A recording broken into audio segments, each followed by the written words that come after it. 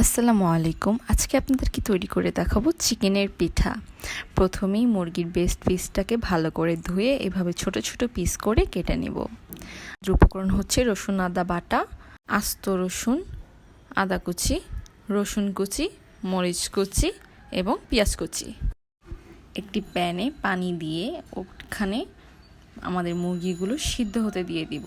তার সাথে দিব আমাদের আস্ত রসুনগুলো, তারপর দিয়ে দিব আদা বাটা, তারপরে দিব পরিমাণ মতো লবণ, তারপর এতে দিয়ে দিব পরিমাণ মতো মরিচের গুঁড়া আর হলুদের গুঁড়া। এরপর নাড়াচাড়া দিয়ে ঢেকে দিব সিদ্ধ হওয়ার জন্য। নিয়ে নিয়েছি মটরশুঁটি, মরিচ, গাজর, ফুলকপি। তারপর সিদ্ধ প্যানের ভিতরে আমরা সবজিগুলো দিয়ে দিব। তারপর হালকা নাড়াচাড়া দিয়ে মাখিয়ে নিব।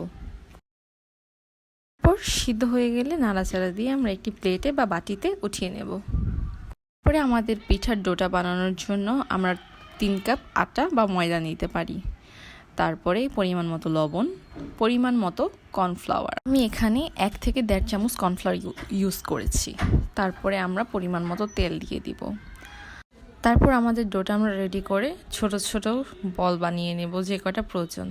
তারপরে রুটির মতো বেলে এটাকে আমরা চারকোনা শেপ দিব। তারপর আমাদের রুটিতে আমাদের স্টাফিংগুলো রেখে আমাদের পছন্দ মতো শেপ তৈরি করে নিতে পারবো। আমি আমার পিঠায় আর একটু স্বাদ বাড়ানোর জন্য এখানে 12 মশলার গুঁড়া ইউজ করেছি। তারপরে প্যানের ভিতরে তেল গরম হতে ধুয়ে দিব। তেলটি গরম হলে আস্তে করে আমাদের পিঠাগুলো তেলের ভিতরে দিয়ে দিব। দেখতেই পাচ্ছেন আমাদের পিঠাগুলো মচমচে আকারের হয়ে গেছে। এই তো, তারপর পরিবেশন। আমার দেখানো রেসিপি আপনারা ট্রাই করে আমাকে কমেন্টে অবশ্যই জানাবেন কেমন হয়েছে খেতে, এবং আমাকে সাবস্ক্রাইব করতে ভুলবেন না। ধন্যবাদ।